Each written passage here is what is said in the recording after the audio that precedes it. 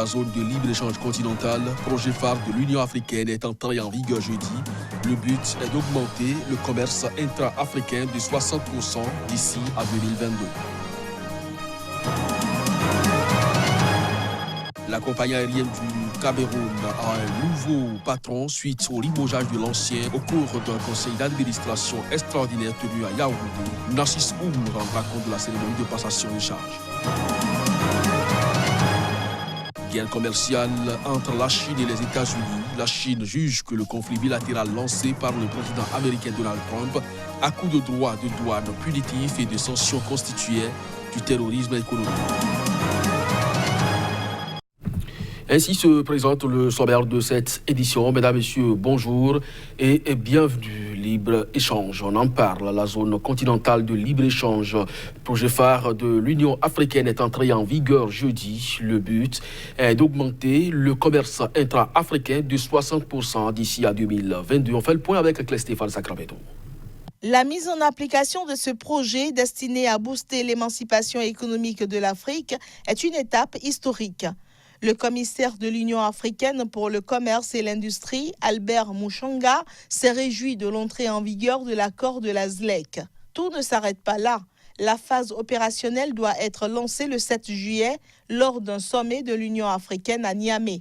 Ce, après finalisation d'instruments clés tels que les mécanismes d'arbitrage, la définition des règles d'origine des marchandises ou encore des mécanismes en vue de l'élimination d'obstacles tels que la corruption ou les mauvaises infrastructures. 52 membres de l'Union africaine sur 55 ont signé l'accord portant création de la ZLEC depuis mars 2018, avec l'exception notable de la première économie du continent, le Nigeria. Mais pour entrer en vigueur, il fallait que 22 membres ratifient la ZLEC et notifient leur décision officiellement à l'organisation continentale.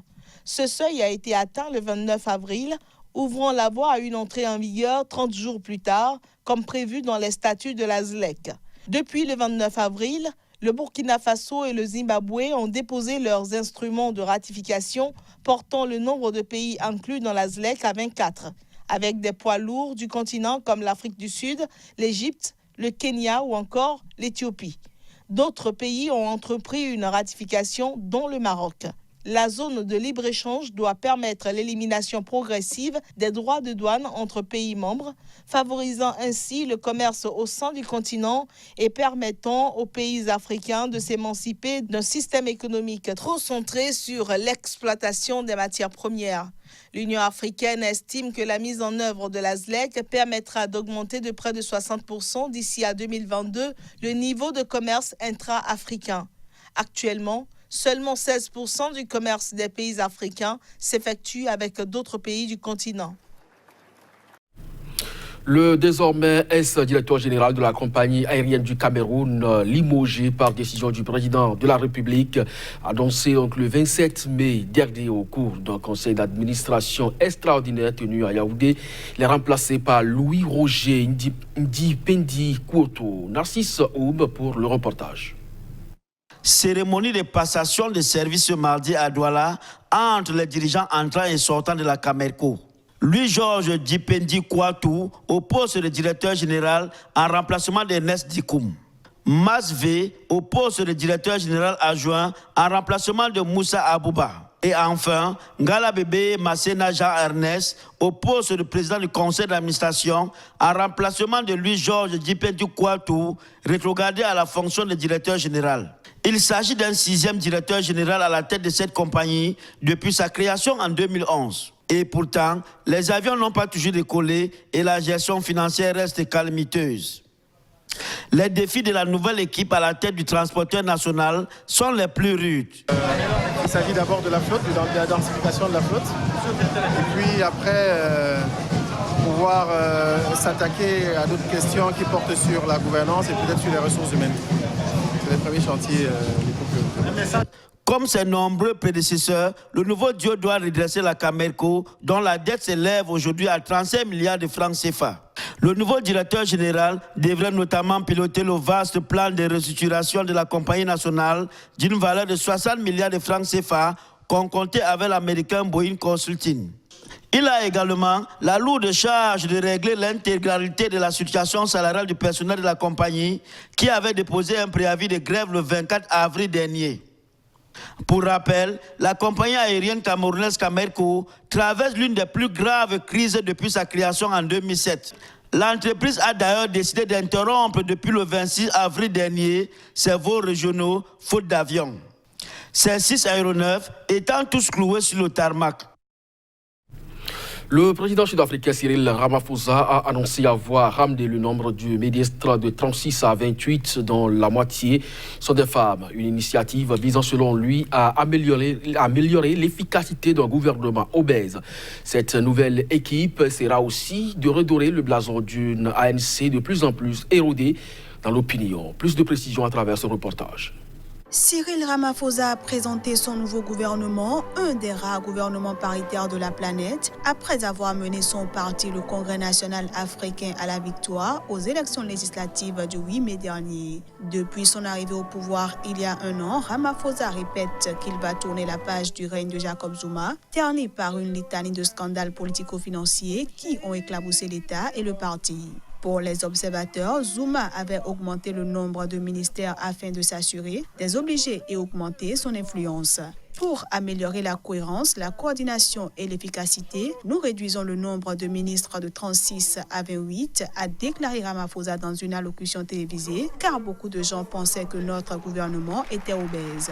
Pour la première fois dans l'histoire de notre pays, la moitié des ministres sont des femmes, a-t-il ajouté. Il s'est également exprimé sur la captation étatique, le terme utilisé pour décrire la corruption gouvernementale sous Zuma. Tous les Sud-Africains sont extrêmement conscients des graves problèmes économiques que subit notre pays, a-t-il annoncé. Il est donc impératif que nous fassions une priorité de la revitalisation de notre économie et de la meilleure utilisation possible des fonds publics. Le président a maintenu en poste le ministre des Finances Tito Mboweni ainsi que son controversé fils président David Mabuza, dont le nom a été évoqué dans des affaires de corruption et de meurtre politique. Cyril Ramaphosa, un militant anti-apartheid qui a fait fortune dans les affaires, fait face à de nombreuses résistances pour réformer son pays, souffrant de chômage chronique, d'inégalités sociales, de tensions raciales et d'une forte criminalité. Au Soudan, les 2 jours de grève à l'initiative de l'Alliance pour la liberté et le changement, l'organisation civile en pointe de la contestation, se sont achevées mercredi. Et selon l'Alliance pour la liberté et le changement, la grève a été couronnée de succès. L'Alliance pour la liberté et le changement, mouvement protestataire, a annoncé que sa grève a été couronnée de succès. Et ceci après que des centaines d'employés des transports, de banques, d'entreprises et de ministères soudanais aient manifesté ce mercredi pour la 2e et dernière journée de grève à l'appel des meneurs de la contestation pour faire pression sur l'armée qui refuse de transférer le pouvoir aux civils. C'était une grève couronnée de succès à tous les points de vue. Tous les secteurs qui ont signé le livre révolutionnaire de présence ont pris part à cette grève. Tous les employés ont participé. Le pourcentage de participation dépasse les 90% dans les secteurs d'activité qui ont répondu à l'appel. L'Alliance pour la liberté et le changement appelle à 1 million de rassemblements pour soutenir la demande d'un transfert du pouvoir aux civils. La détermination du mouvement de contestation, déclenchée le 19 décembre par la décision du gouvernement de tripler le prix du pain, n'empêche pas les généraux de résister aux appels de la communauté internationale à transférer le pouvoir aux civils. Pendant les 2 jours de grève, les soldats n'ont pas montré une quelconque intention de céder. Leurs dirigeants ont multiplié les voyages à l'étranger comme pour consolider des alliances. La dernière proposition de l'Alliance pour la liberté et le changement est celle d'un vote à la majorité simple et d'une rotation de la présidence. L'ALC ne serait d'ailleurs pas contre offrir le poste à un officier. Guerre commerciale entre la Chine et les États-Unis. Pékin juge que le conflit bilatéral lancé par le président américain Donald Trump à coup de droits de douane punitifs et de sanctions constituait du terrorisme économique. Le vice-ministre chinois des Affaires étrangères, Song Hanui, a jugé certaines actions des États-Unis comme étant du terrorisme économique typique. de la brutalité économique et de l'unilatéralisme économique. Ces critiques ont été des plus acerbes envers les États-Unis. La Chine s'oppose résolument à ce recours systématique aux sanctions commerciales, aux droits de douane et au protectionnisme. Pour elle, cette instigation préméditée d'un conflit commercial constitue un terrorisme économique, du chauvinisme économique et du harcèlement économique à l'état pur.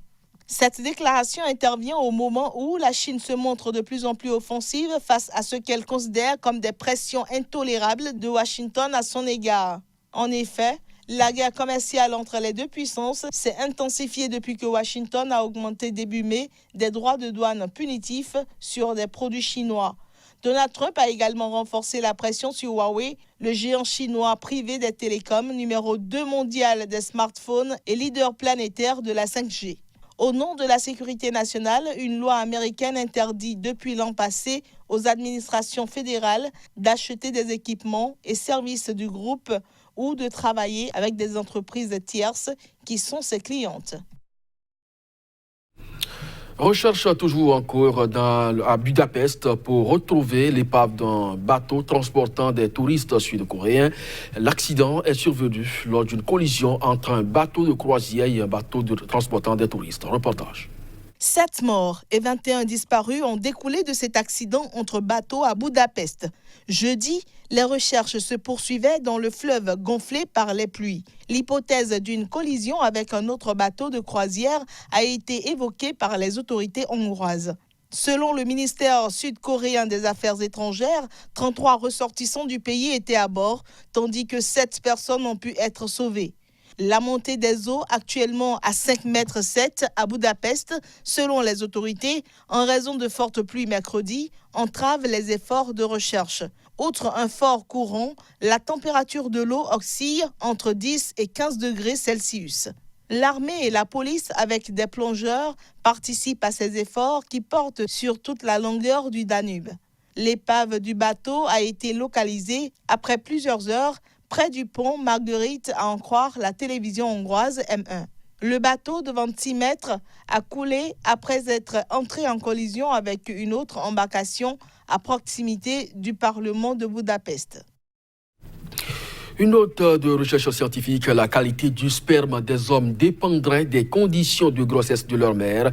Une étude publiée jeudi stipule que les hommes dont la mère a été confrontée à des événements stressants pendant le début de sa grossesse ont en moyenne un sperme de moins de bonne qualité et un niveau moins élevé de testostérone que les autres hommes. Reportage. L'étude parue jeudi dans la revue spécialisée Human Reproduction révèle bien des choses. Parmi les 643 jeunes hommes australiens de 20 ans étudiés par les chercheurs, dont Roger Hart, professeur de médecine de la reproduction à l'Université d'Australie occidentale, ceux dont la mère a connu au moins 3 événements de vie stressants, tels qu'un divorce, un deuil ou la perte d'un travail au cours des 18 premières semaines de grossesse, présentaient en moyenne 36% de spermatozoïdes en moins et ces derniers étaient 12% moins mobiles, détaille l'étude. Leur niveau de testostérone était par ailleurs plus bas de 11% en comparaison avec ceux qui n'avaient pas été exposés à de tels événements stressants. Ces travaux ne démontrent pas de lien de cause à effet. Il suggère toutefois que l'exposition maternelle à des événements de vie stressants en début de grossesse, une période sensible pour le développement des organes de reproduction mâles, pourrait avoir d'importants effets secondaires tout au long de la vie sur la fertilité des hommes.